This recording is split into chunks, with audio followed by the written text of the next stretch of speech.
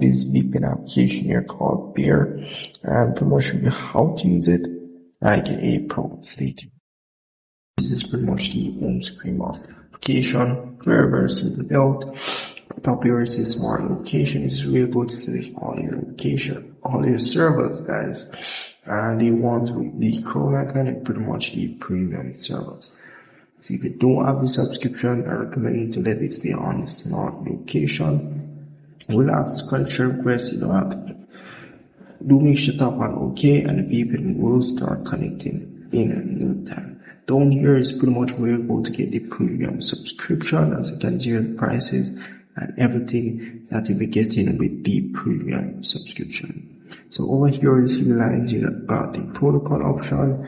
I recommend I let it stay on auto, but as you can see here, each of these protocols do have pros and cons, so it depends on what you want. So that's really pretty much it, and you have some other features. You can connect when the application open, you can enable that feature if you want.